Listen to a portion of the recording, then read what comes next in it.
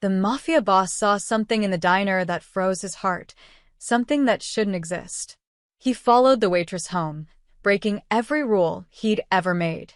What he found changed everything, and now the most dangerous man in the city would burn his entire empire to the ground to protect it. The coffee was cold again. Enzo Vitali stared at the chipped ceramic cup, watching steam rise into nothing. Midnight had come and gone at Rosie's diner, and he was the only customer left.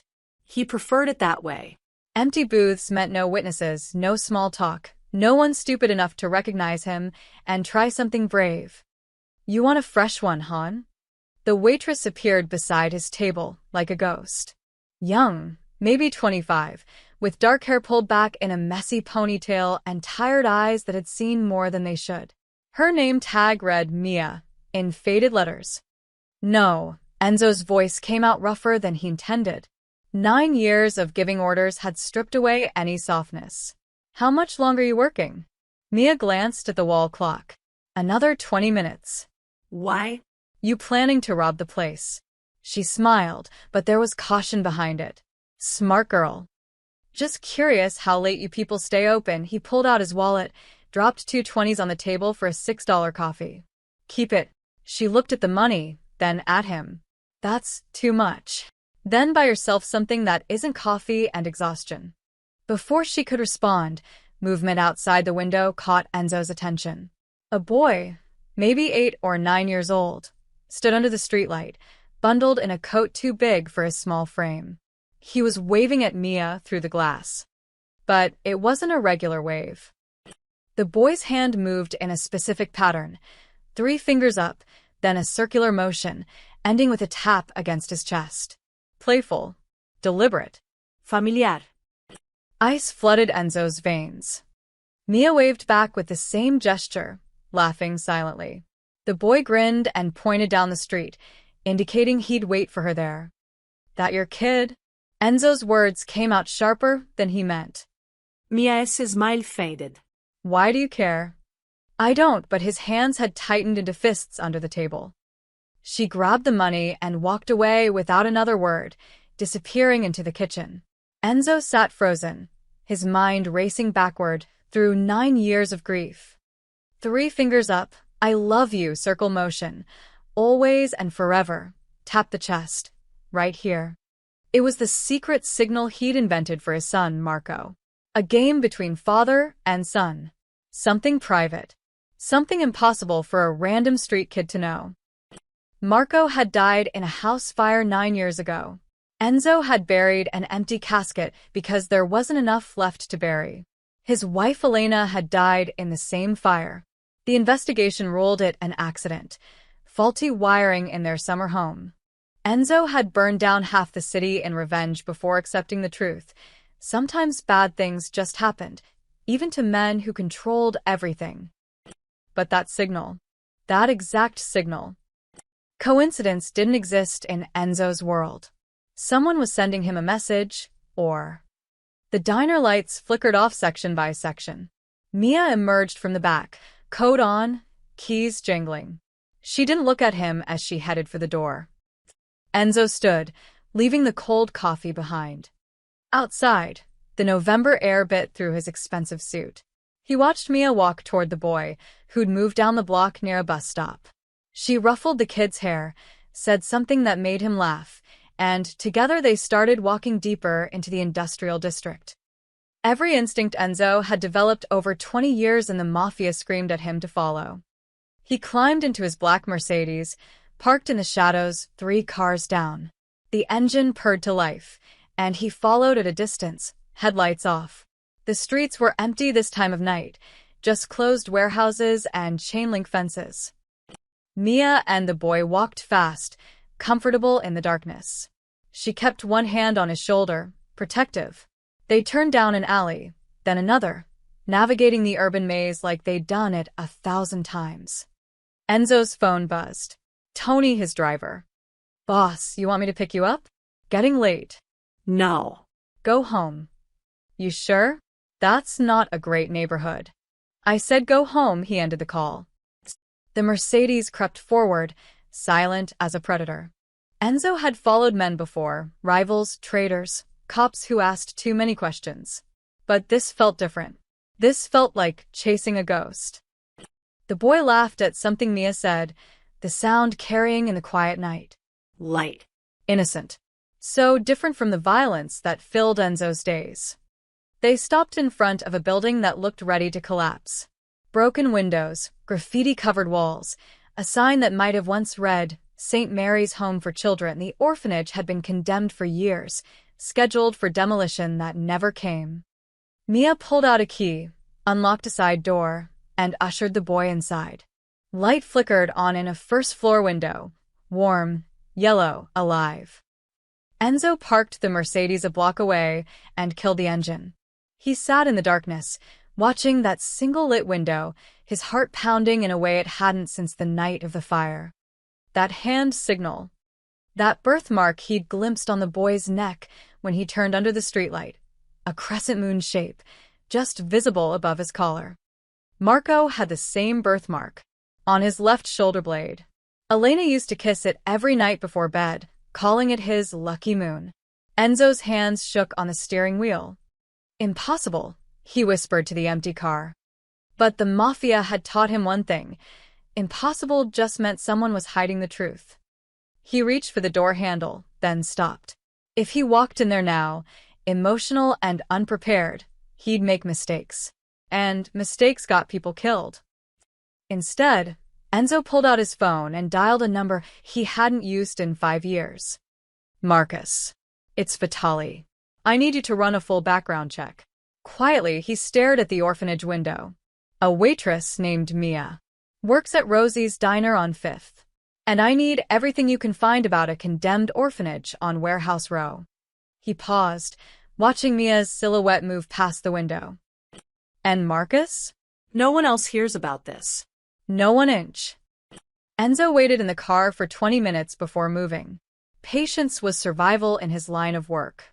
Rush and blind, and you ended up in a body bag. The street remained empty. No cars, no witnesses. Just the orphanage and its single-lit window, like a beacon in the urban wasteland. He stepped out of the Mercedes, closing the door softly. The November wind carried the smell of rust and old garbage. His Italian leather shoes, worth more than most people's monthly rent, crunched over broken glass as he approached the building. The side door Mia had used was locked, but the back entrance hung crooked on broken hinges. Enzo slipped inside, letting his eyes adjust to the darkness. The hallway smelled like mold and decades of neglect. Paint peeled from walls in long strips. Water damage stained the ceiling. This was where she brought the kid? To this death trap. Voices drifted from somewhere ahead, children's laughter, Mia's softer tones. Enzo moved toward the sound, his footsteps silent despite the debris. 20 years of enforcing and surviving had taught him how to become invisible when needed. The hallway opened into what must have once been a common room. Enzo pressed himself against the wall, staying in the shadows where darkness pooled thick. The scene before him stopped his breath. 7 children, ranging from maybe 6 to 12 years old, filled the space.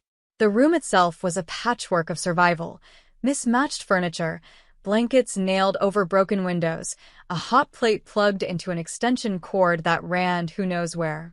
Christmas lights strung across the ceiling provided most of the illumination, casting everything in a warm, makeshift glow.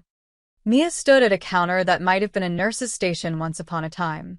She stirred something in a large pot, soup from the smell of it. Her coat was off now, replaced by a worn sweater with holes in the elbows. "Tommy, did you finish your math homework?" she called out. A skinny kid with glasses looked up from a battered textbook. "Almost. I'm stuck on number 7 inch. Let me see after dinner." Mia tasted the soup, added salt. "Lily, stop pulling Sarah's hair, or no dessert." 2 girls on the floor immediately separated, guilty as charged. The boy from the diner, the one who'd made that signal, sat at a table trying to fix a broken lamp. His tongue stuck out in concentration as he twisted wires together. Careful, Jamie, Mia warned. "Don't shock yourself." Jamie. The boy's name was Jamie. "I got it." The lamp flickered to life.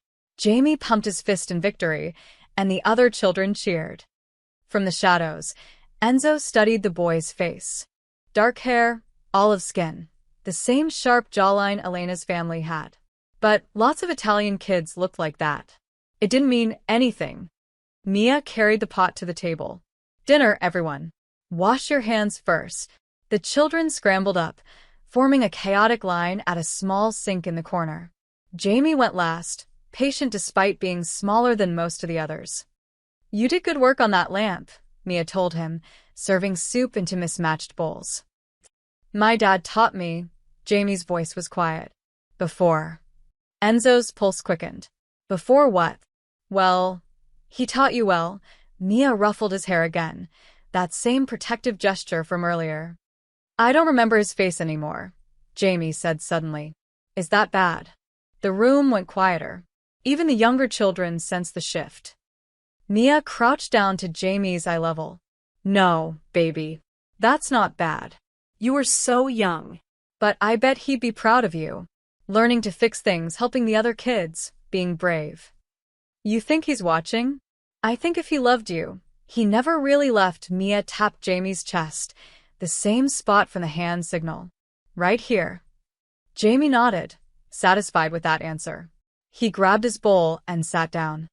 The children ate with the desperate efficiency of kids who didn't know when the next meal might come. Mia didn't eat. She moved around the room instead, tightening a loose light bulb here, adjusting a blanket there, checking a little girl's forehead for fever. She wasn't their mother. She was too young for that. But she moved like one anyway, like someone who'd built a family from broken pieces. After dinner, Mia supervised teeth brushing and tucked the younger ones into sleeping bags arranged on the floor like a campground. The older kids claimed a corner with actual mattresses. The whole operation ran with practiced efficiency. Jamie was the last one ready for bed. He'd changed into pajamas, Superman, worn thin from washing. As he reached up to turn off the lamp he'd fixed, his shirt rode up. Enzo's world stopped. There, on the boy's left shoulder blade, clear as a brand, a crescent-shaped birthmark. Not similar. Not close. Identical. The same size, same placement, same curve. Enzo had kissed goodnight 1,000 times. The shadows suddenly felt too small. The air too thin. Enzo gripped the wall to stay upright. It couldn't be. Marco had died. He'd seen the house burning. He'd identified Elena's body. The fire chief had explained how hot the flames burned, how little they'd found of. But they'd found almost nothing of Marco. Just fragments. Assumptions. A child's shoe. What if the assumptions were wrong? "Mia." Jamie called softly.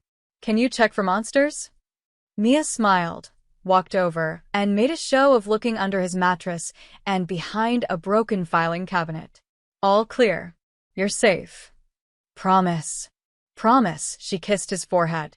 "Sweet dreams, Jamie." The boy, his boy, curled up under a thin blanket, clutching a stuffed rabbit that had seen better days. Enzo backed away slowly, his heart hammering so hard he thought it might crack his ribs. He made it to the hallway, then outside, then to his car before the shaking started. He gripped the steering wheel with both hands, breathing hard.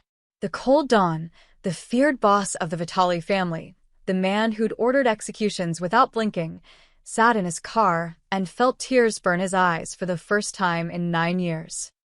That birthmark. That signal. That face, now that he really looked. Marco was alive.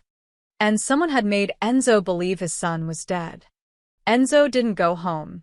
Home was a mansion in the hills with 14 rooms he never used and silence that echoed like a tomb. Instead, he drove to his office, a legitimate construction company that laundered money and provided cover for less legitimate operations. Dawn broke gray and cold as he unlocked his private office on the top floor. The city stretched below, waking up to traffic and coffee runs and normal problems. Enzo's problems were buried 9 years deep. He went straight to the safe behind his desk. The combination was Elena's birthday. Inside, underneath stacks of cash and backup passports, sat a cardboard box he hadn't opened since the funeral. His hands trembled as he lifted it out. Inside, photos of Marco, birthday parties, beach trips, the boys' first day of school, Elena pregnant, glowing, one hand on her swollen belly. Their whole life, reduced to paper memories. Enzo spread everything across his desk like evidence at a crime scene. Because that's what this was now, a crime. Someone had stolen his son and let him believe the boy was dead. He grabbed the official fire report next, pulling it from his filing cabinet. He'd read it 100 times in those first terrible months, searching for someone to blame. The investigators had concluded. Electrical fire, started in the basement, spread too fast. 2 casualties. Elena Vitale, 32. Marco Vital, 6. But now Enzo read it differently, looking for lies instead of closure. The timeline jumped out first. The fire started at 11:47 p.m. according to the report. But the fire department didn't arrive until 12:23 a.m. 36 minutes. The summer house was only 15 minutes from the nearest station. Where was the delay? Enzo grabbed his laptop, pulling up everything he'd saved from that night. News articles, police statements, photos from the scene he'd paid crime photographers to take. The summer house had burned to the foundation. Nothing but ash and twisted metal remained. But in one photo, taken from the back of the property, Enzo spotted something he'd missed before. Tire tracks in the muddy garden, too fresh to be from the fire trucks that came from the front. Someone else had been there. He zoomed in, hands shaking. The tracks led away from a house, toward the woods that bordered the property. An escape route. His phone buzzed. Marcus, the private investigator. It's 5 a.m., boss. You said quiet. I'm working on it.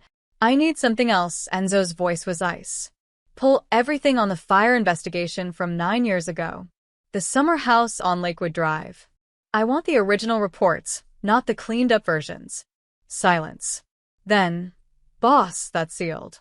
Official investigation, closed case. I don't care if it's sealed with the Pope's blessing.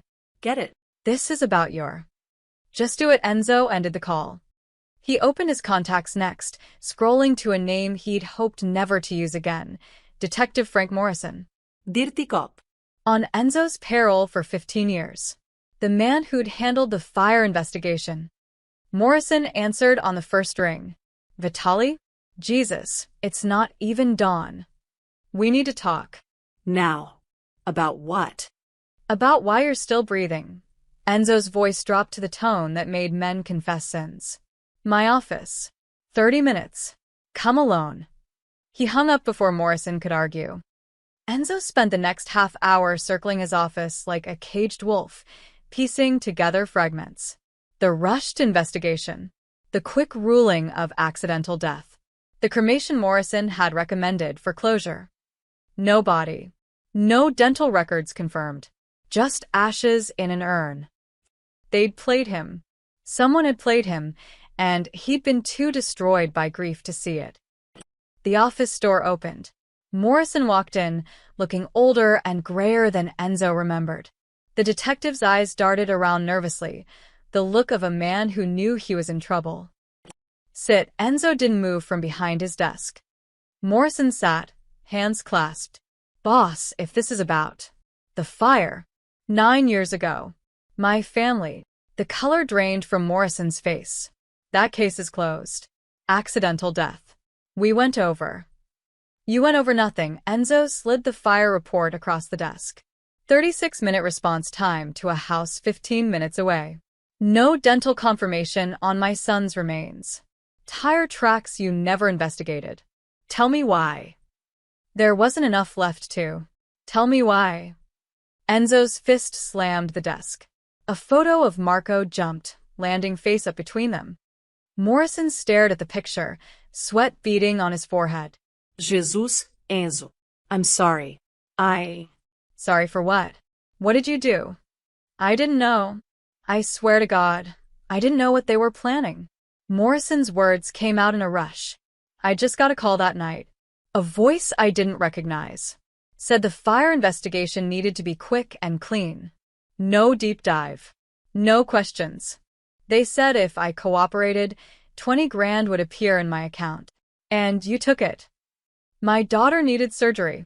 I was desperate. Morrison's voice cracked. I thought it was just rich people covering up insurance fraud or something.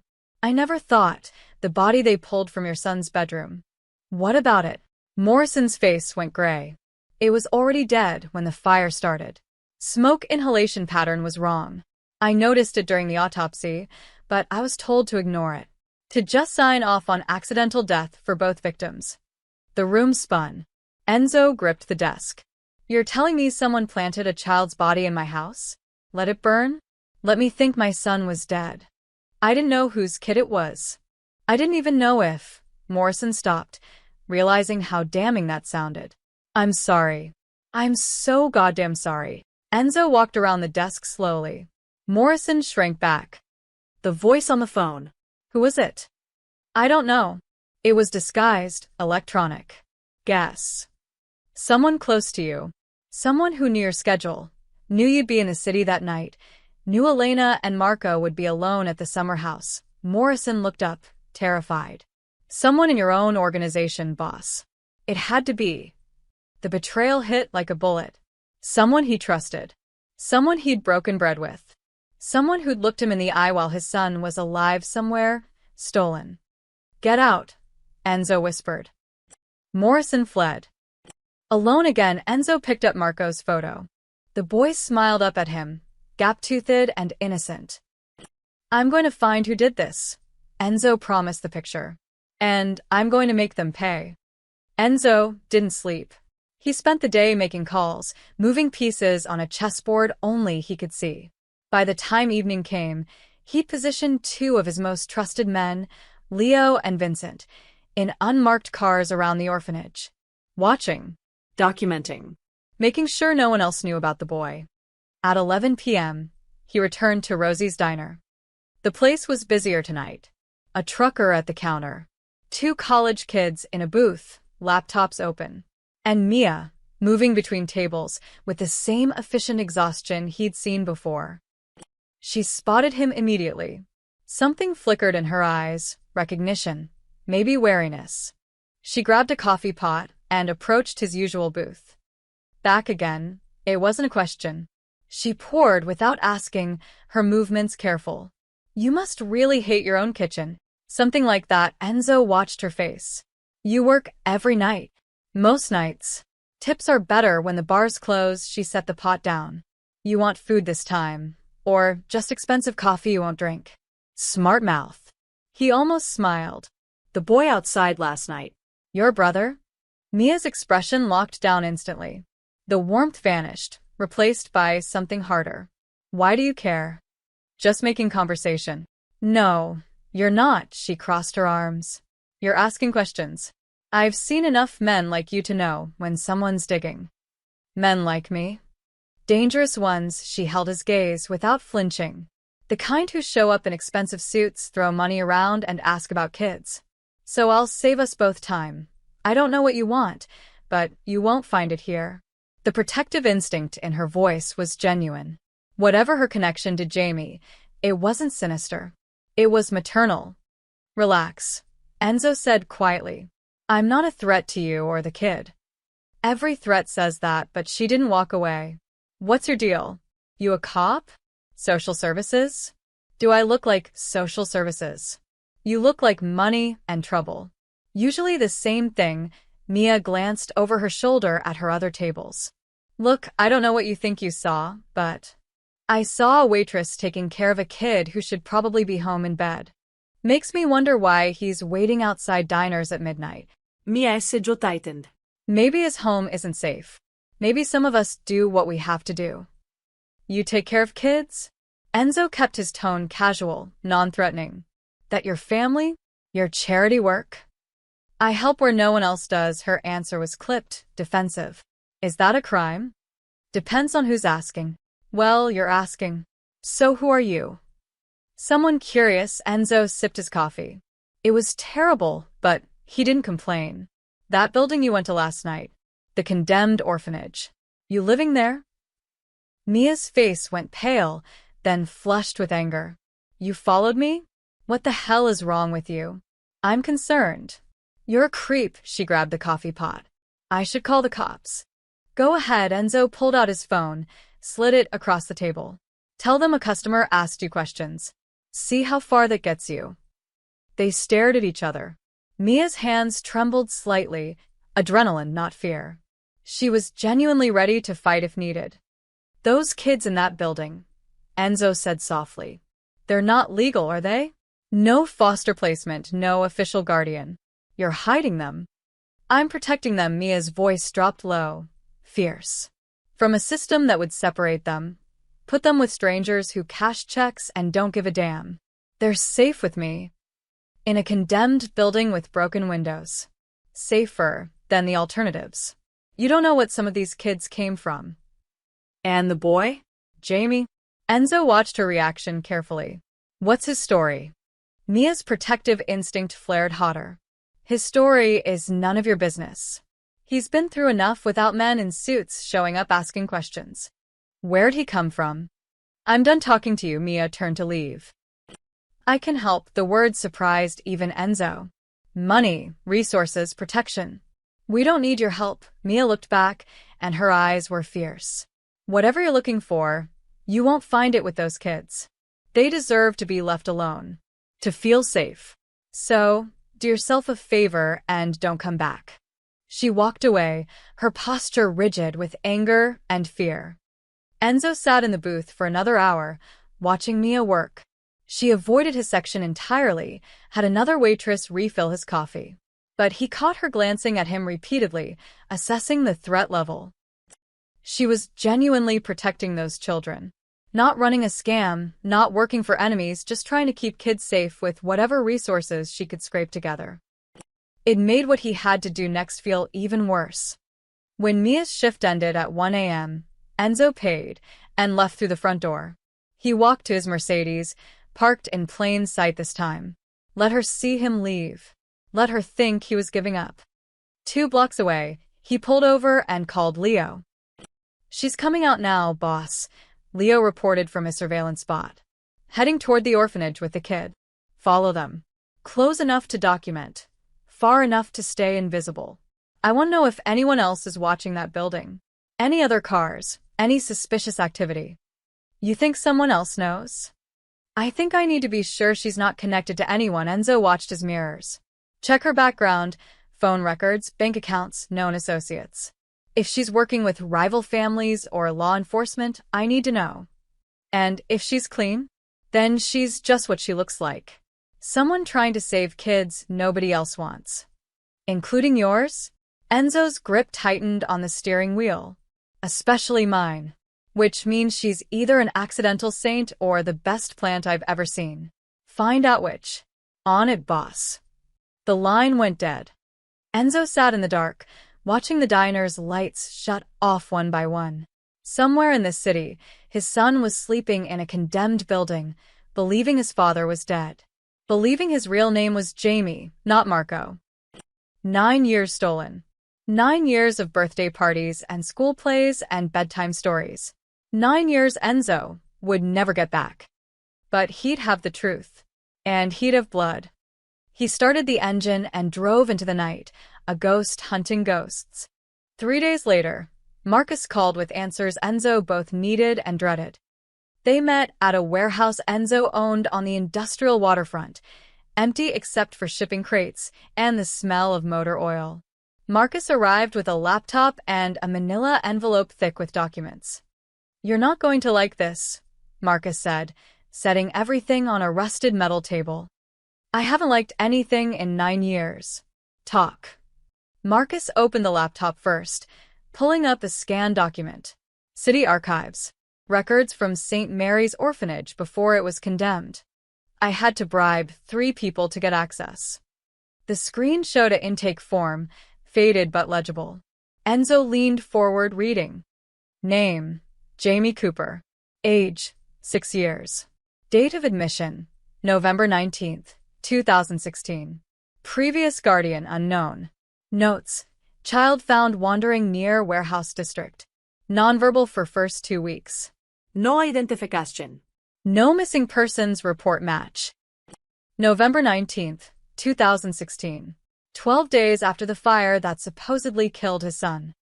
Cooper isn't his real name, Enzo said quietly. It's not even a good fake. Standard placeholder they use for unclaimed kids. Marcus clicked to another document. But here's where it gets interesting. Normally, unidentified children get flagged for state investigation. Police get involved, social services does a full workup, fingerprints go into the system. But that didn't happen.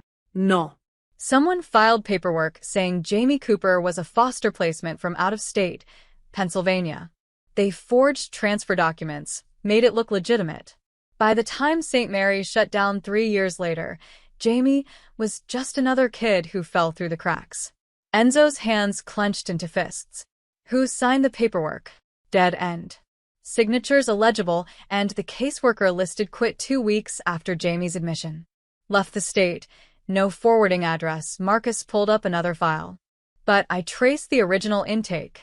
Guess who was working at St. Mary's the night Jamie showed up? Tell me. A woman named Angela Rossi. Night nurse. She's the one who processed him, gave him the name Jamie Cooper, and wrote "found wandering" in the report. The name hit Enzo like a fist. Rossi. Yeah. Any relation to Dominic Rossi? My former consigliere. Enzo's voice went cold. He died 6 years ago. Heart attack. Or what they'd called a heart attack. Dominic had been found dead in his car. Autopsy ruled natural causes. He'd been overweight, high blood pressure, all the risk factors. But Dominic had also been one of 3 people who knew Enzo's family would be at the summer house that night. Angela Rossi was his sister. Marcus continued. She died 2 years ago. Also natural causes, cancer. Convenient. Enzo stared at Jamie's intake photo on the screen. The boy looked hollow-eyed, scared, smaller than 6 years old should look. Everyone who touched this case is dead or gone.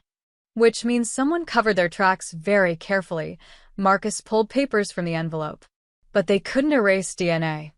Enzo's heart stopped. You got it. Your men did. Leo's good at what he does. Marcus spread out lab results. They collected a toothbrush from the orphanage 3 nights ago, when the kids were asleep. Sent it to a private lab, rush job, paid triple to keep it quiet. And Marcus looked up, and his expression was grave. 999% match. The boy is your biological son. The warehouse spun. Enzo gripped the table to stay upright. He'd known, somewhere deep, he'd known, but having proof made it real. Made the betrayal real. Made 9 years of grief and rage suddenly have a target. Marco, Enzo whispered. His name is Marco. Boss, I'm sorry. I can't imagine. Who else knows about this? Just me, Leo, and Vincent. No one else. I swear. Enzo nodded slowly, his mind already racing through scenarios. The fire. The fake body. The forged paperwork. This wasn't random. This was organized. Someone wanted you weakened, Marcus agreed. Losing your family like that, it would have destroyed most men. Almost destroyed you. It had destroyed him. For 2 years after Elena and Marco's supposed deaths, Enzo had been a ghost running an empire. He'd made mistakes, lost territory, trusted the wrong people. His grief had been a vulnerability, and someone had exploited it. But who? Dominic was your consigliere, Marcus said carefully. He knew your security, your schedules, your properties. If he was involved, then someone above him gave the order. Enzo's voice was ice. Dominic didn't have the ambition to move against me, but he had access. He could have been the hand while someone else was the brain. Your current inner circle, who was around 9 years ago? Enzo ran through the list mentally. Most of his top lieutenants had turned over since then, dead, promoted, or retired. But one name stood out. Rocco Marchetti. He was a soldier back then, hungry for advancement. Now he's my top lieutenant. You think he moved against you? I think someone did. And whoever it was is still close enough to be dangerous. Enzo gathered the documents, his movements controlled despite the rage burning through him. If they find out Marco's alive, they'll try to finish what they started. What do you want me to do? Keep digging. I want financials from 9 years ago. Anyone who came into sudden money, anyone who made moves right after the fire. And I want surveillance on Rocco. Quietly. If he even breathes wrong, I want to know. Marcus nodded. What about the boy? And the girl, Mia? Enzo thought of Jamie's hollow eyes in that intake photo. His son, traumatized and alone, given a fake name and left to survive in a condemned building. They stay where they are. For now, Enzo headed toward the exit.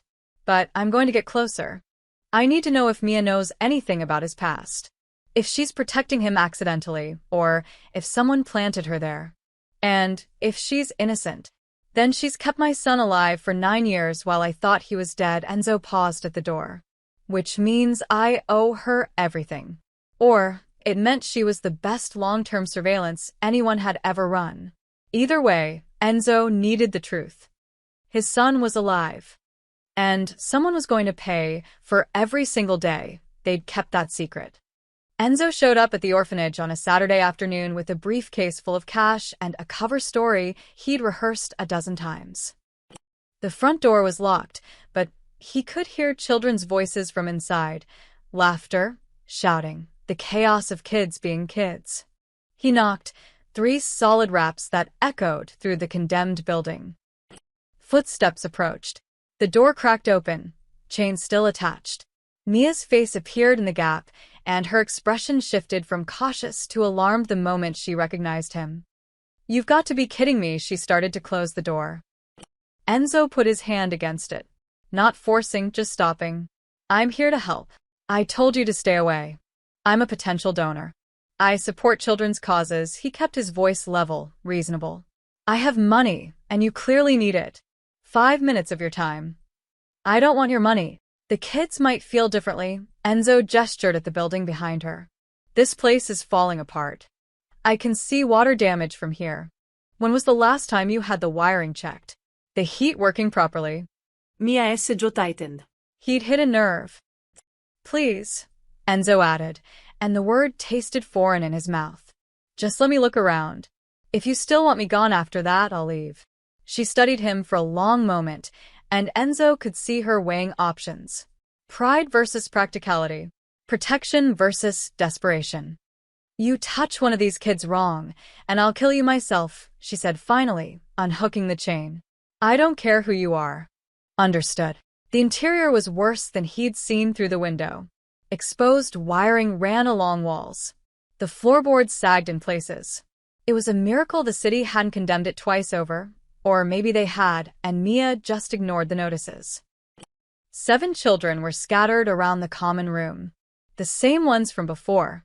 They looked up when Enzo entered, their conversations dying.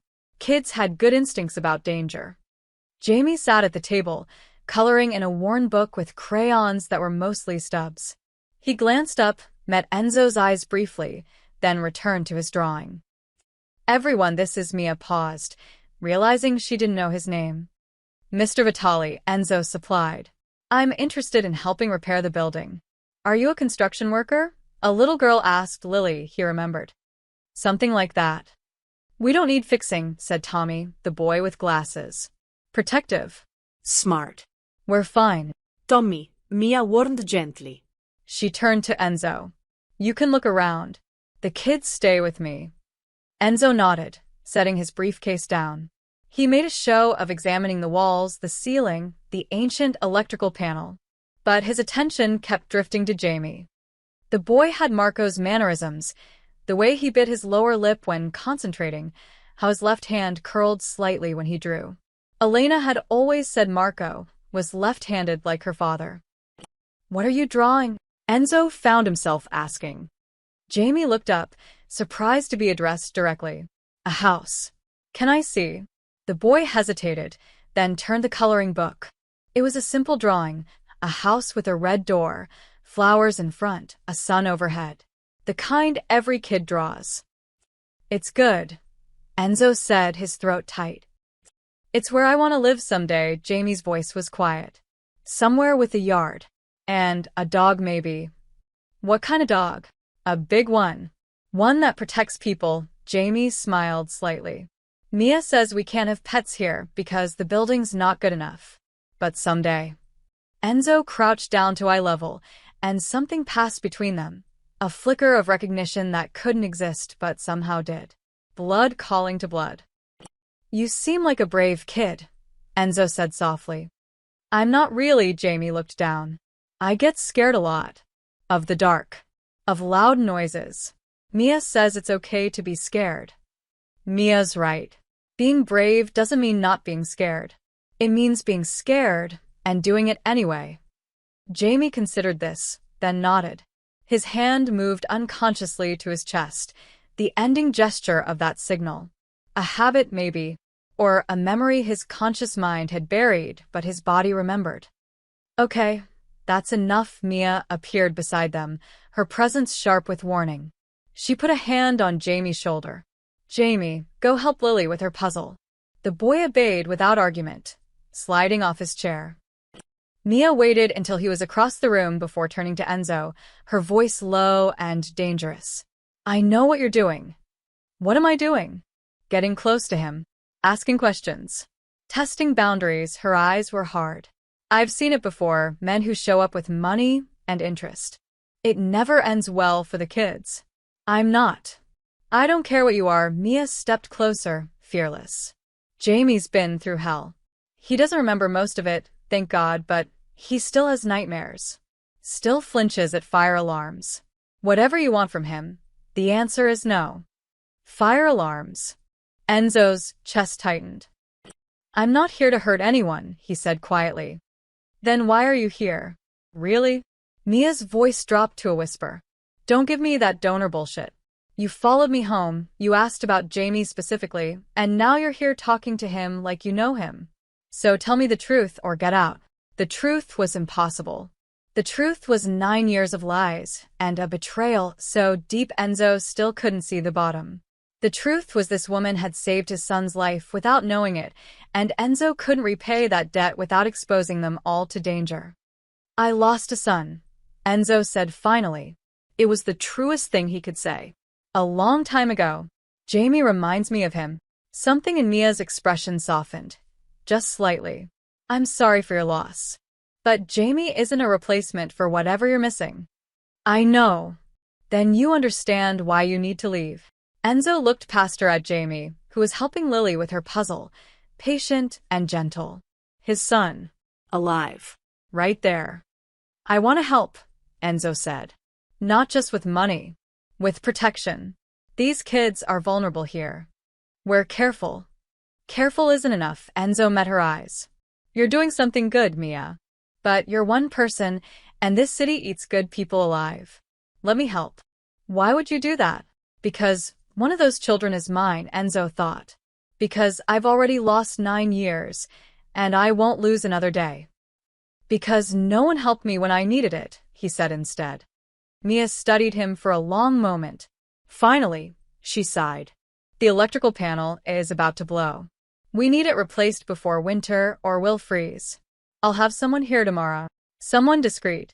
No city officials, no inspections. Understood.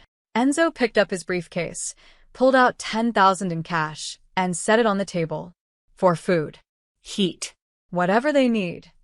Mia stared at the money like it might bite her. That's too much.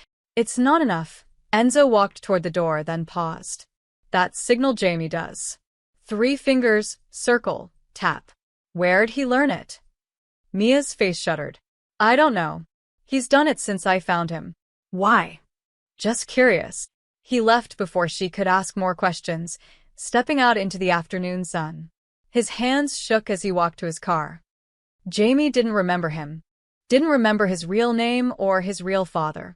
Someone had stolen those memories along with everything else. But that signal remained. Buried deep. Waiting. Enzo would bring everything back. And he'd destroy whoever had taken it away. The DNA results arrived at Enzo's mansion at 2 a.m. on a Tuesday.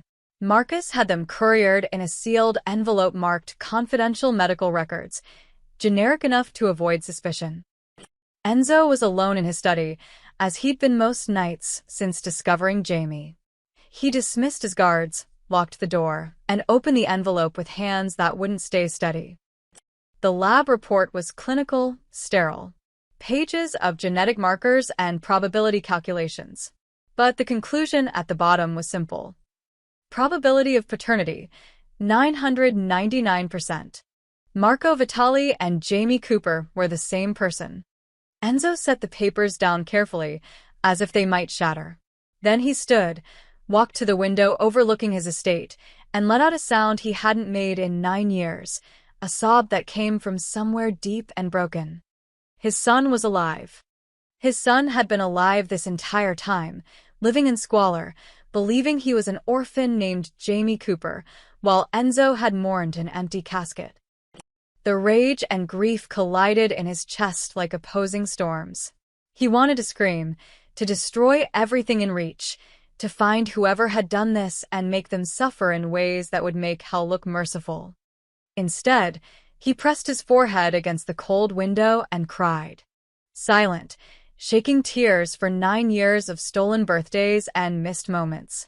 For a 6-year-old boy who'd watched his mother die and been taken from everything he knew. For Marco's nightmares and fear of fire alarms.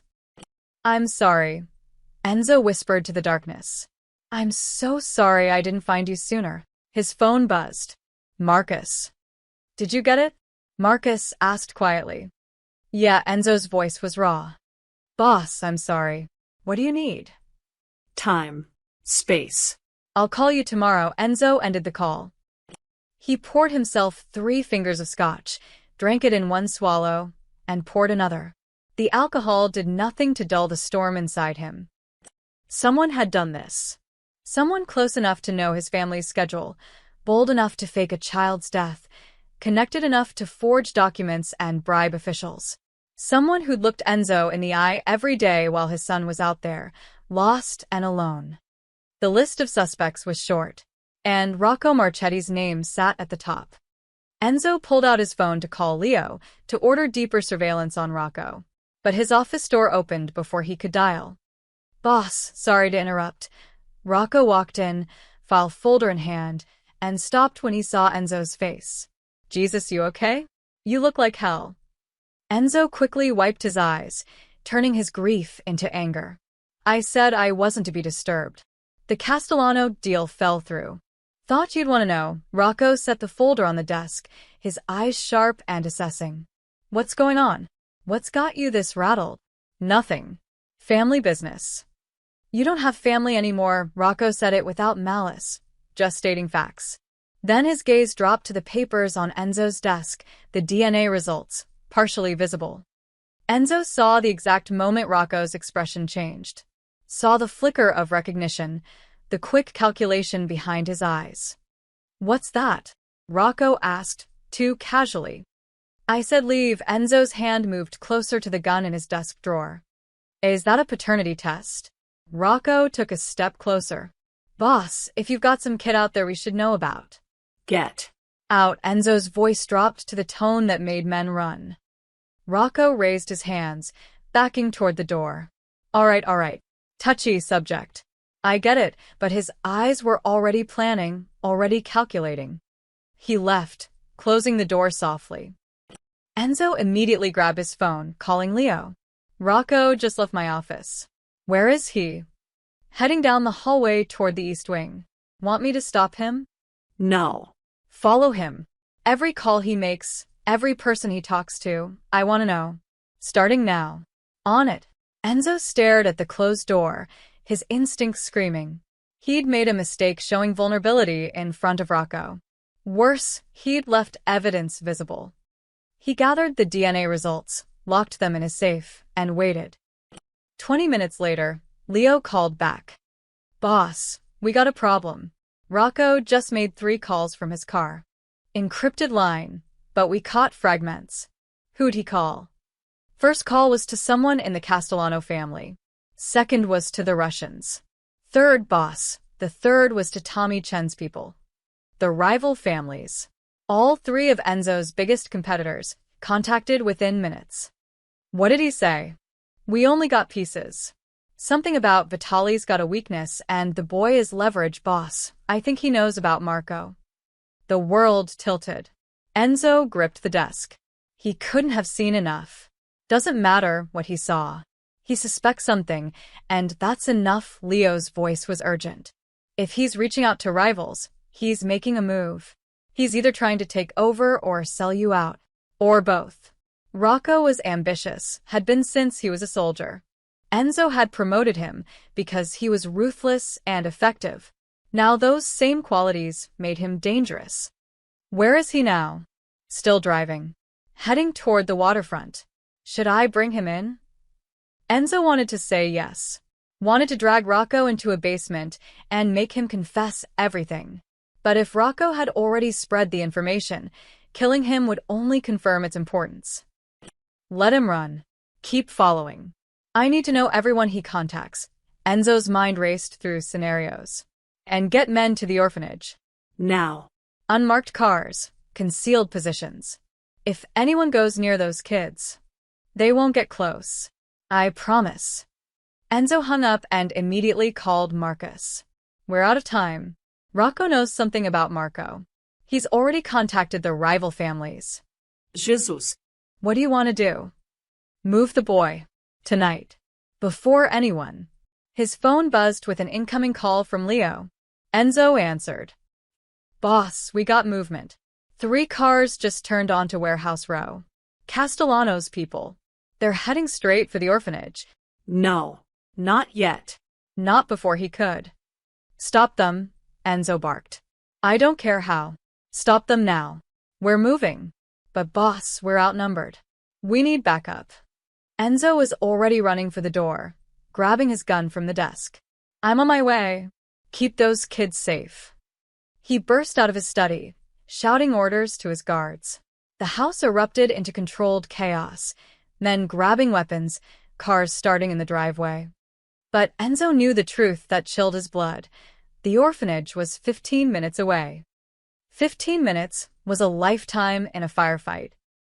And Marco, his son who didn't even know his real name, was caught in the middle. Enzo's men reached the orphanage first. By the time he arrived, Leo had 4 armed men positioned around the building's perimeter, concealed in the shadows with eyes on every approach. Any movement? Enzo demanded, climbing out of his car. Not yet. The Castellano cars circled the block twice, then backed off. They're watching from a distance. Leo pointed to a van parked 3 blocks down. They know we're here now. Good. Let them watch. Enzo stared up at the orphanage. Lights were on in the common room. Through the window, he could see Mia moving around, oblivious to the danger circling. How many men can you spare? I've got 6 more coming. Be here in 10 minutes. Put them on rotation. 24-hour surveillance. No one gets within a block of this building without us knowing. Boss, we can't maintain this forever. Eventually. I know. Enzo's jaw tightened. Just buy me time to move them somewhere safe. He didn't go inside. Didn't trust himself not to grab Marco and run. Instead, he sat in his car and waited, watching the orphanage like a guardian angel with blood on his hands. Dawn came cold and gray. The city woke slowly, delivery trucks, early commuters, the rhythm of ordinary life. Inside the orphanage, lights brightened as the children stirred. Enzo watched through binoculars as Mia made breakfast. The kids gathered around the table, sleepy and rumpled. Marco, Jamie, sat between Tommy and Lily, laughing at something one of them said. Normal. Safe. Completely unaware of the predators circling. Boss, we got a problem. Leo's voice crackled through Enzo's earpiece. 3 vehicles approaching from the east. Moving fast. Enzo's blood went cold. The Castellanos? Can't tell yet. Wait. For men per vehicle. Armed. This is a hit squad. Light them up before they reach the building. Boss, it's broad daylight. Civilians on the street. I don't care. Keep them away from those kids. But the cars moved too fast. They screeched to a stop in front of the orphanage, doors flying open. 12 men poured out, weapons drawn, pistols mostly, 1 shotgun Enzo could see. Engaging. Leo's voice was sharp with urgency. Gunfire erupted. Enzo's men opened fire from their positions, dropping 2 of the attackers immediately. But the others made it to the orphanage door, kicking it open. Inside, Enzo heard screaming. Children's screams. He was out of the car and running before conscious thought caught up. His gun was in his hand, safety off. Behind him, tires squealed as more of his men arrived. The orphanage's interior had transformed into chaos. The children were running, panicked. Mia stood in front of them like a lioness, a broken chair leg in her hands. "Get back," she screamed at the gunman. "They're just kids." A Castellano soldier grabbed her arm. She swung the chair leg, connecting with his jaw. He stumbled back, cursing. "Feisty bitch," another man raised his gun at her. Mia dove, pulling a fire alarm on the wall. The shrill sound filled the building, bells clanging, lights flashing. Then she was moving, herding children toward the back of the common room. Basement. Go, go, go. She practically threw the smaller ones toward a door hidden behind a filing cabinet. Tommy helped, pushing kids through. Jamie stood frozen, staring at the armed men with wide, terrified eyes. "Jamie, move." Mia grabbed his hand, yanking him toward the basement door. "Where's the boy?" one of the gunmen shouted. "Vitali's kid. Where is he?" They knew. They knew Marco was here. Enzo burst through the front door, his gun already firing. He dropped the nearest Castellano soldier, with 2 shots to the chest. Leo and his men poured in behind him, and suddenly the orphanage was a war zone. Mia shoved Jamie through the basement door, then turned back. Lily was still in the common room, cowering under the table, too scared to move. "Lily!" Mia ran back. A gunman appeared in her path, weapon raised. Mia didn't hesitate. She threw herself at him, clawing and biting like a wild thing. The gun went off, the bullet punching into the ceiling. Enzo shot the man before he could fire again. The soldier dropped, and Mia stumbled backward, eyes wide with shock. "Get the kids out," Enzo shouted at her. She stared at him, this man in an expensive suit, killing people in her home, and something broke in her expression. Fear. Betrayal. Understanding. "You did this," she whispered. Get "The kids out." Another gunman came through the side door. Vincent intercepted him, and they went down in a brutal hand-to-hand struggle. Furniture shattered. Windows broke. Mia grabbed Lily and ran for the basement. Enzo covered her, firing at anything that moved. His men were efficient, trained. The Castellano soldiers were street thugs, outmatched and outgunned. In 90 seconds, it was over. 6 attackers dead, 3 wounded and fleeing. Enzo's men pursued them into the street, finishing the job. The fire alarm still shrieked. Smoke from gunfire hazed the air. The orphanage looked like a bomb had hit it. Furniture destroyed, walls pocked with bullet holes, blood on the floor. Enzo stood in the middle of the carnage, breathing hard, his gun still raised. From the basement he heard crying, children crying. Mia emerged first, her face pale with fury. Behind her, 7 terrified kids huddled together. Marco clung to Tommy's hand, tears streaming down his face. "You bastard," Mia's voice shook. "You brought them here. You did this." "I saved you," Enzo said quietly. "You endangered them. These kids, these innocent kids," her voice broke. "There are bodies. There's blood. They saw everything." She was right. Enzo had brought death to the only safe place these children knew. His presence had painted a target on their backs. "I'm sorry," he said, and meant it. Sorry? Mia laughed, a sound on the edge of hysteria. "Sorry doesn't fix this. Sorry doesn't erase what they just saw." Sirens wailed in the distance. Someone had called the cops. "We need to leave," Leo urged. Now. Enzo looked at Marco, at his son, terrified and traumatized again. The boy didn't recognize him as anything but a stranger with a gun. "Come with me," Enzo said to Mia. "All of you. I have a place safe, secure." "Are you insane?" Mia pulled the children closer. You just turned our home into a battlefield, and you want us to trust you? Those men will come back. With more. You can't protect them alone. I was doing fine until you showed up. You were surviving on borrowed time. Enzo holstered his gun. I can keep them safe. But you have to trust me. Trust you. Mia's eyes blazed. I don't even know who you are. The sirens grew louder.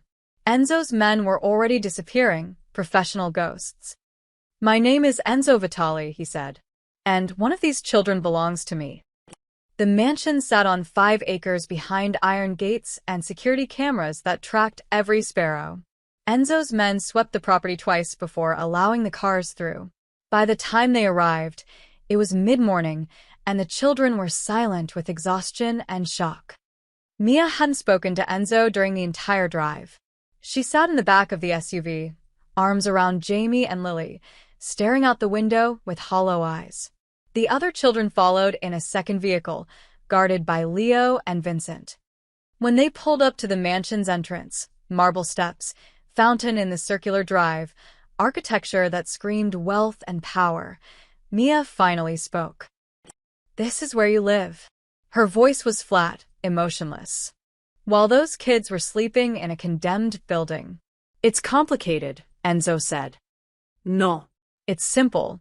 You're rich and they're poor and you didn't care until yesterday.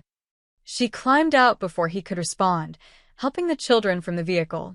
They stared at the mansion with wide eyes, overwhelmed by the opulence.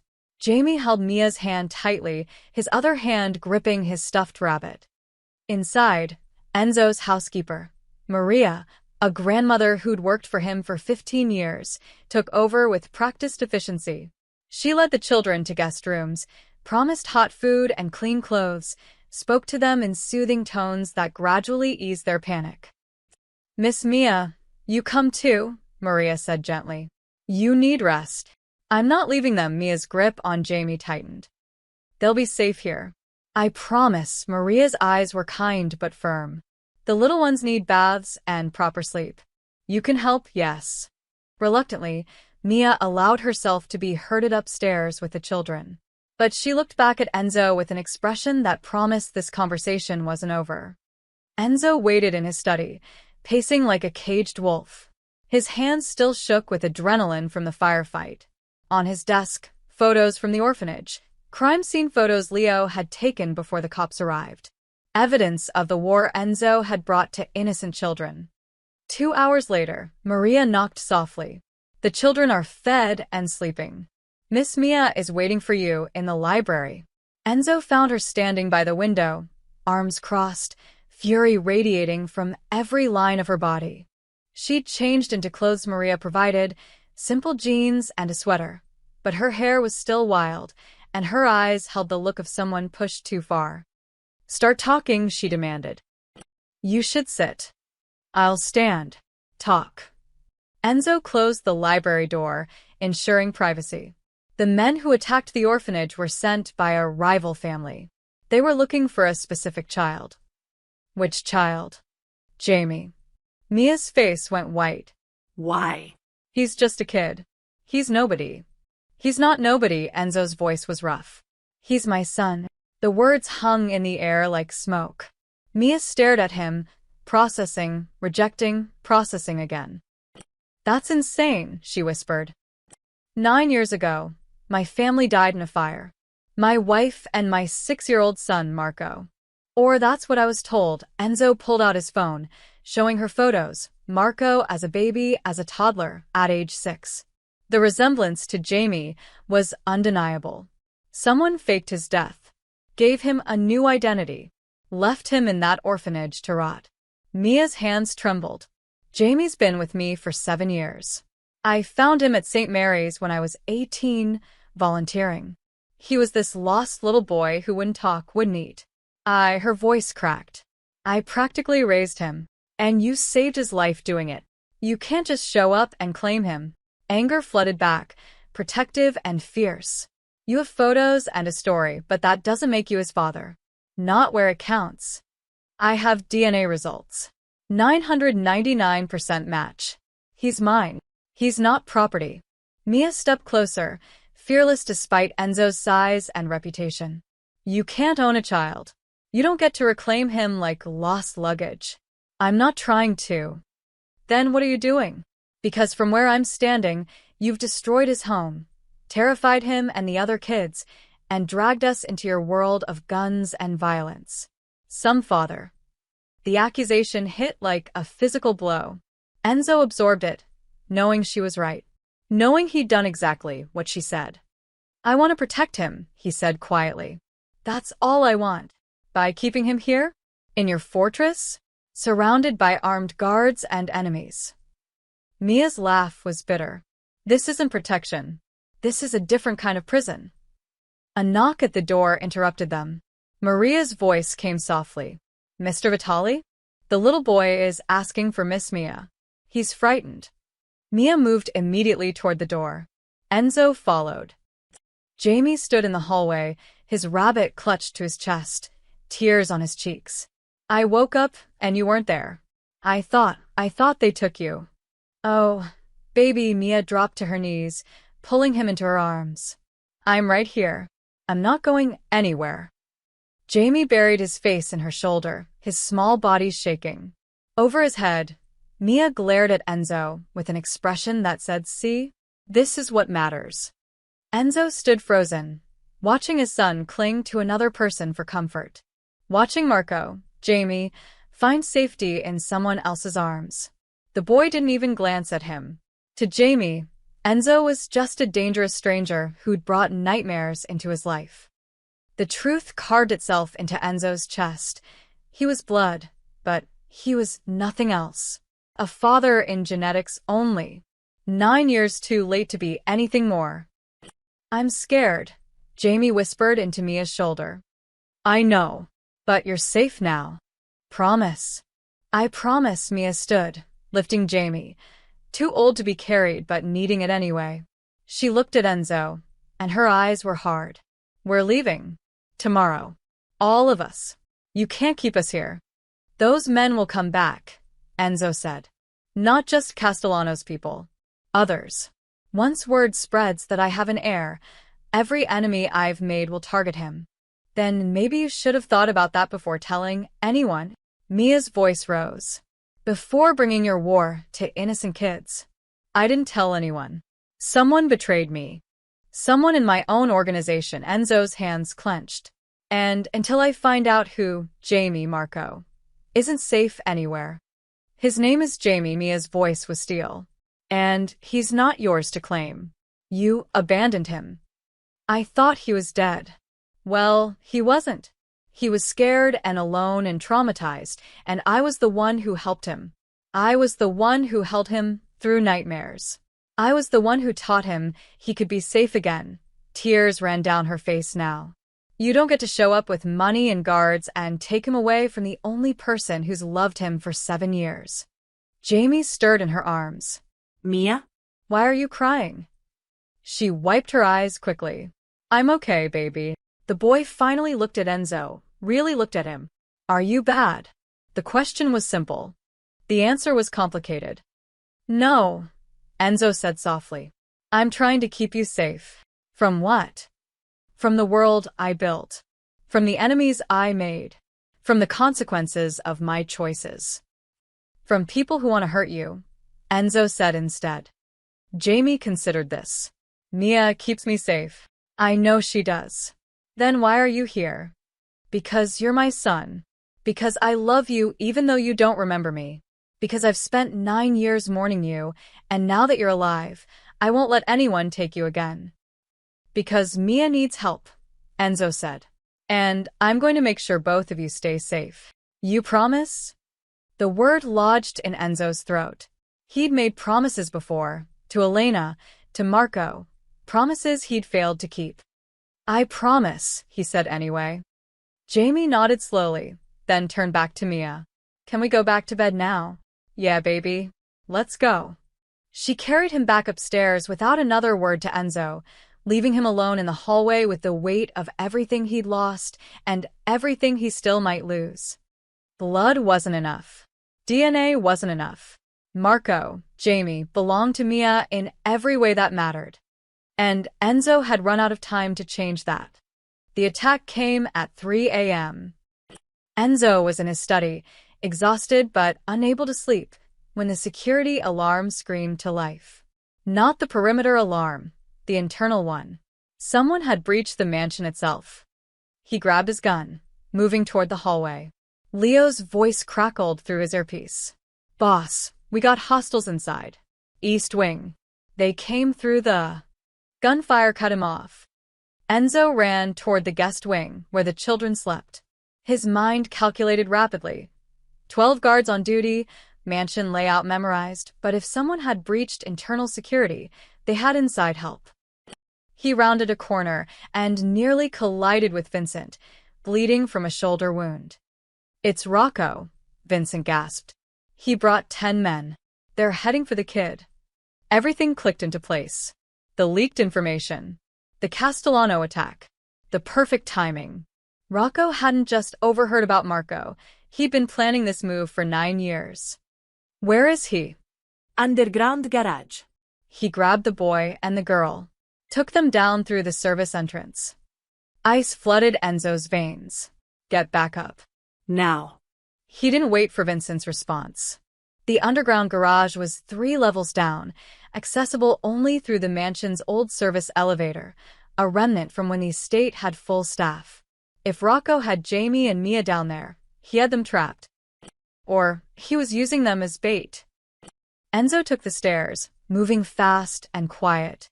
2 of Rocco's men guarded the stairwell entrance. Enzo shot them both before they could raise their weapons, not breaking stride. The garage was a cavern of concrete and shadows, lit by fluorescent strips that buzzed overhead. 30 cars sat in neat rows, Enzo's collection, everything from vintage Ferraris to armored SUVs. At the far end, Rocco stood beside a black van, gun pressed to Mia's head. Jamie was in the van. Enzo could see him through the window, conscious, terrified, hands tied. 3 more of Rocco's men flanked him, weapons trained on the stairwell entrance where Enzo emerged. "There he is." Rocco smiled, the expression wolfish. "The great Enzo Vitali, come to save his lost boy." "Let them go." Enzo's gun was steady, aimed at Rocco's center mass. "This is between us."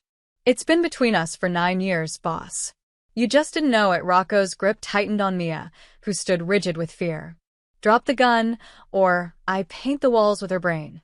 Enzo calculated angles, odds, possibilities. 3 armed men, Rocco with a hostage, 30 feet of open space. Even if he was fast, Mia would die. He lowered his gun slowly, setting it on the ground. "Kick it away." Enzo obeyed. "Good. Now walk forward. Hands where I can see them." Enzo moved into the open, exposed and weaponless. Rocco's men shifted to cover him from multiple angles. Professional positioning. They'd planned this carefully. "You know," Rocco said conversationally, "I almost had everything 9 years ago. Your wife dead, your son dead, you falling apart. The family was mine for the taking. But you were too stubborn, too strong. You rebuilt when you should have crumbled. You killed Elena." The words came out flat, emotionless. Inside, Enzo was calculating how many steps to Rocco, how fast he could move. "I killed a liability. She made you soft, made you think about legacy instead of power." Rocco shrugged. The boy was supposed to die in the fire too. But Dominic got soft at the last minute. I couldn't stomach killing a kid directly. So he had his sister take Marco, dump him at an orphanage, let the system erase him. Why keep him alive at all?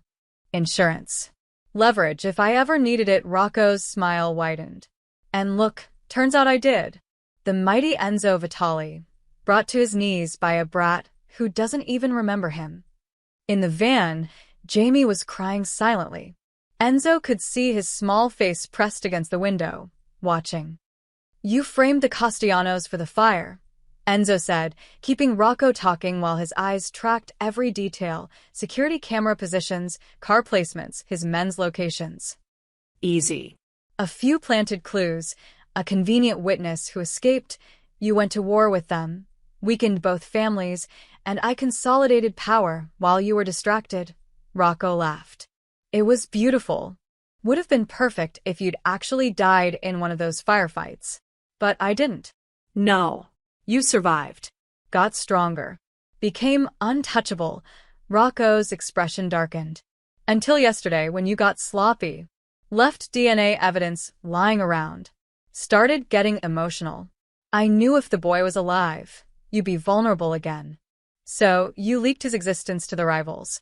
To everyone. Castellano, the Russians, the Chinese, even some ambitious captains in our own family." Rocco's eyes glittered. "By tomorrow, every family in the Northeast will know Enzo Vitali has a secret heir. A weakness. A target." Mia whimpered as Rocco pressed the gun harder against her temple. "And when you're dead, killed trying to protect your precious son, I'll step in. Take over the family. Tell everyone the boy died with you. Clean ending." "You won't make it out of this garage," Enzo said quietly. No. Rocco gestured to his men. "I've got guns. I've got hostages. I've got—" Enzo moved. 20 years of violence had taught him exactly how fast he could cross 30 feet. How to read a man's trigger finger, the tension in shoulders before someone fired. Rocco was talking, confident, distracted by his own monologue. Amateur mistake. Enzo was on him before Rocco could process the movement. He grabbed the gun, twisting it away from Mia's head. Rocco fired. The bullet went into the ceiling. Then Enzo's fist connected with Rocco's throat, crushing his windpipe. Gunfire erupted. Enzo felt a bullet graze his arm as he drove Rocco into the van, using the man's body as a shield. Rocco's men were shooting, but they hesitated, afraid to hit their boss. That hesitation cost them. Leo and his men poured in from the service entrance, flanking Rocco's soldiers. The garage became a killing ground. Enzo didn't watch. He focused on Rocco, who was choking, dying slowly from the crushed windpipe. "You took 9 years," Enzo whispered in his ear. 9 years of my son's life. I should make you suffer for decades." Rocco's eyes bulged, pleading. "But I don't have time for that." Enzo pulled a knife from his belt, the same knife he'd carried since he was a soldier. "This is for Elena. For Marco. For every day you let me believe they were gone." He drove the blade up under Rocco's ribs, straight into his heart. Quick. Clean. Merciful in a way Rocco didn't deserve. Rocco died with hatred in his eyes. The gunfire stopped. Rocco's men were down, dead or surrendering. Leo approached carefully. "Boss, you're hit." Enzo looked down. Blood soaked his sleeve, but the wound was shallow. I've fine. "Get the boy." Leo pulled open the van door. Jamie was hyperventilating, his small body shaking violently. Mia climbed in beside him, gathering him close despite her own shock. Enzo stood over Rocco's body, breathing hard. 9 years of mystery solved. The betrayer found and killed. But Rocco's last words echoed. By tomorrow, every family in the Northeast will know. The secret was out. Marco, Jamie, was a known target now. And there was nowhere in Enzo's world safe enough to hide him. Dawn broke cold and gray over the harbor. Enzo stood at the end of a private pier, watching his men prepare the deception that would save his son's life. A black sedan sat on the concrete dock, identical to the one Enzo drove. Inside, a body, male, Marco's approximate size and build, courtesy of the morgue and a coroner on Enzo's payroll. Soon, the car would burn. The harbor patrol would find it in the morning. And the world would believe that Enzo Vitali's secret heir had died in a tragic attempt to flee the city. Death by fire. Again. The symmetry wasn't lost on Enzo. Behind him, footsteps approached. Mia walked down the pier, her arms wrapped around herself against the cold. The children were safe in a hotel 2 miles away, guarded by Leo and Vincent. But Mia had demanded to be here to understand what came next. "You're really doing this," she said, not a question. "It's the only way." Enzo didn't turn from the water. Rocco leaked Marco's existence to every rival family on the East Coast. By now, they all know I have a son. An heir. They'll never stop coming for him. So you fake his death.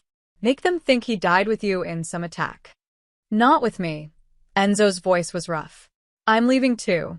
Transferring control of the Vitali family to my oldest friend, Anthony Greco. He's been my underboss for 20 years. Loyal, smart, no ambition to be boss. He'll keep the peace. Mia studied his profile. You're giving up your empire. I'm choosing my son. The words came easier than Enzo expected. 9 years ago, someone made me choose between family and power by taking away my choice. Now I'm making it freely. What about the other families? Won't they still hunt you? Enzo Vitali will die tonight too. Car accident, funeral next week. There'll be enough evidence to satisfy everyone he finally looked at her. We'll disappear. New names, new lives, somewhere they'll never think to look. We. Mia's eyes narrowed. I never agreed to. You and the children are targets now too. You were seen with Marco. They know you're connected, Enzo's voice softened. I'm not asking you to stay with me. I'm offering you a way out. A safe life for all of you. Funded by blood money. Funded by someone who owes you everything. Enzo stepped closer. You kept my son alive when I couldn't. You gave him love, safety, a childhood. I can never repay that debt. But I can give you this, a chance to disappear with him. To keep being the family he needs. Mia's eyes glistened. You're his father, biologically. But you're right. That's not what makes someone a parent, the admission hurt, but it was true. Marco doesn't know me. Doesn't trust me. When he's scared, he runs to you. That won't change in a day or a week or a year. Then what are you asking for? Time. A chance to know him. To be part of his life. Even if I'm not the center of it, Enzo's voice cracked. I missed 9 years. I won't miss more. But I won't force him into anything. He stays with you. You make the decisions. I'm just there. If you'll let me be. Mia was silent for a long moment, watching the sunrise paint the water gold. He has nightmares about fire. Wakes up screaming sometimes. I hold him until he calms down. Elena died in the fire. He must have seen. Enzo couldn't finish. He doesn't remember details. Just flames and fear. The doctors said trauma erased most of his memory from before the orphanage. Mia wiped her eyes. Maybe that's a blessing. He doesn't remember losing you, but he lost me anyway. Yeah. He did. She turned to face him fully. If we do this, if we disappear together, I need your word. No mafia business. No violence. No bringing that world into his life ever again. You have it. And he doesn't learn the truth until he's ready. Until I say he's ready. That one hurt. The thought of his son not knowing who he really was, not knowing Enzo was his father. But what good would the truth do right now? The boy was traumatized, scared, clinging to the only stability he had. Agreed, Enzo said. And the other kids come with us. All of them. I won't abandon Tommy, Lily, Sarah, any of them. I've already arranged it. New identities for everyone, a house large enough for 8 kids and 2 adults. School registrations, medical records, everything needed to start over. Mia stared at him. You've been planning this since last night. Since the moment I realized the truth was out, Enzo looked back at the sedan waiting to burn. I've built an empire on violence and fear. I've done things that would horrify you. But I won't let my son pay for my sins. Not anymore. Where would we go? Montana. Small town, mostly ranchers and farmers. I bought a property there years ago under a shell company, a contingency plan I never thought I'd use. It's remote, quiet, safe. The kind of place where people mind their own business. You'd go from being a mafia boss to what? A rancher? I'd go from being alone to having a son. Enzo's voice was quiet. Everything else is just details. The eastern sky brightened, and Enzo's men moved to their positions. One doused the sedan in gasoline. Another checked the body positioning. Professionals making death look accidental. Light it, Enzo ordered. A match flared. The car erupted in flames, black smoke billowing into the dawn. Enzo watched his son die for the second time, this time by his own hand, this time to save him. "It's done," he said quietly. Mia slipped her hand into his, the first voluntary touch between them. Her fingers were cold, trembling slightly. "Don't make me regret this," she whispered. "I won't. I promise." Together, they watched the car burn, the flames reflecting in the dark water. Behind them, the city woke to news that would spread by noon. Enzo Vitali's secret son, dead in a tragic fire. The great Don retiring in grief, transferring power, stepping back from the empire he'd built.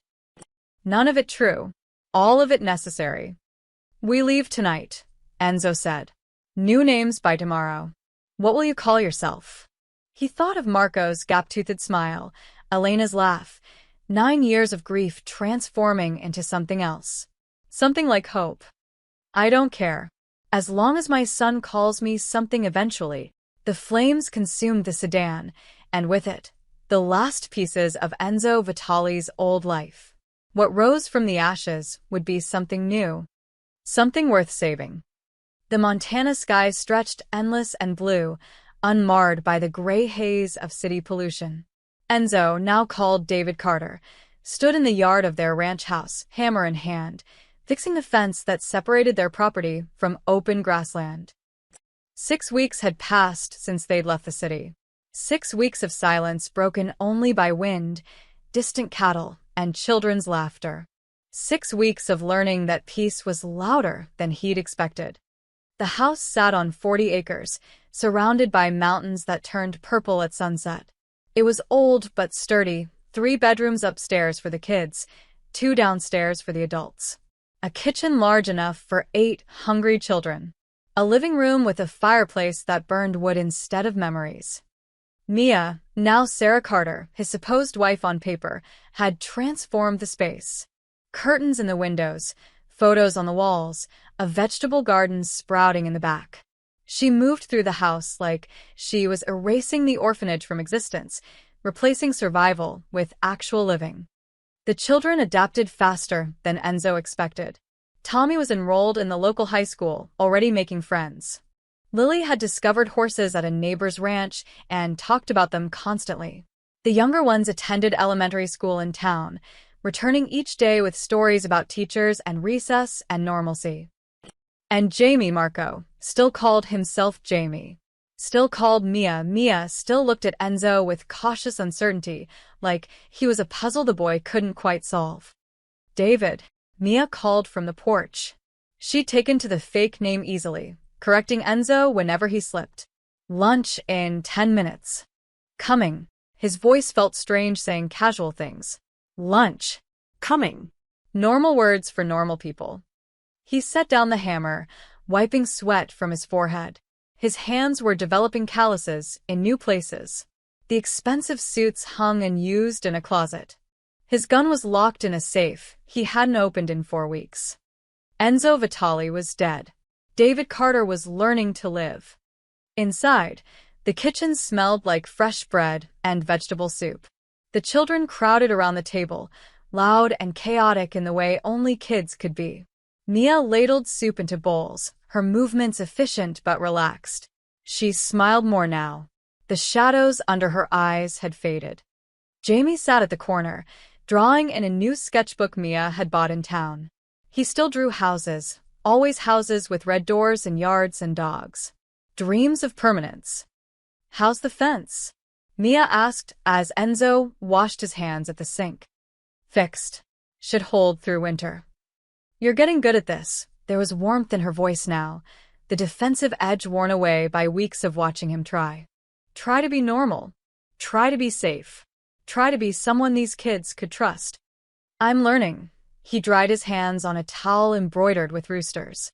Everything here was so deliberately domestic it sometimes made him ache. After lunch, the older kids did homework at the table while the younger ones played outside.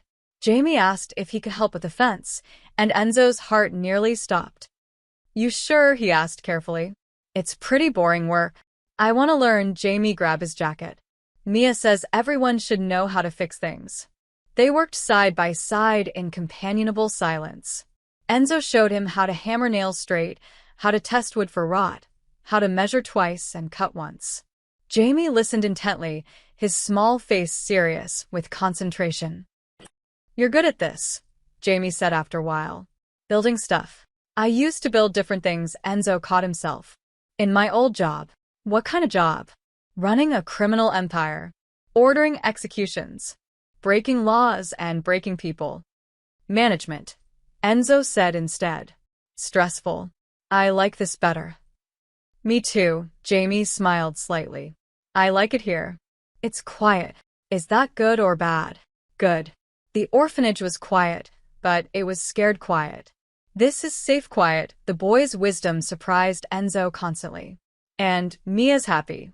She sings now when she cooks." "I noticed that. Are you happy?" Jamie looked up at him with Elena's eyes, dark, perceptive, seeing more than anyone expected. The question lodged in Enzo's throat. Was he happy? He'd given up power, wealth, respect.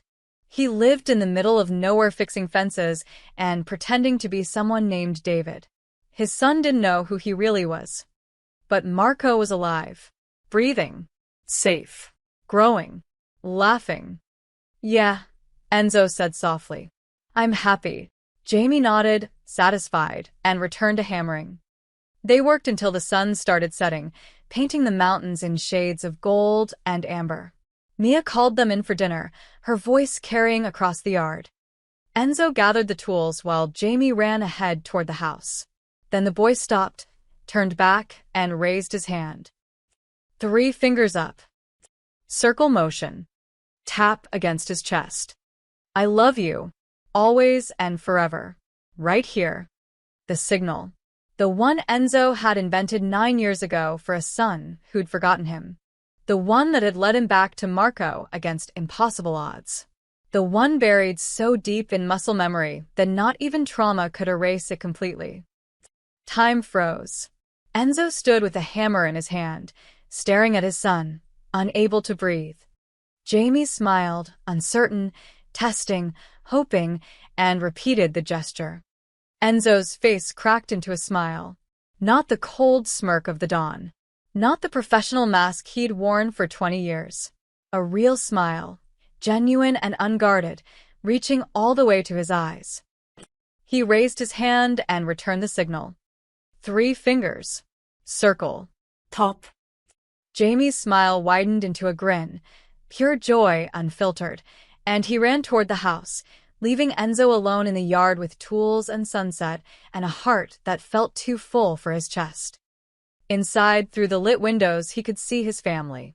Mia setting the table. Children passing plates. Lily laughing at something Tommy said. A life he hadn't earned, but had been given anyway. The empire had burned. Enzo Vitali had died in flames by the harbor. But here, in this moment, David Carter was reborn. And for the first time in 9 years, Enzo Vitali, the ghost, the father, the man, felt something close to peace. He picked up his tools and walked toward the light. Toward home,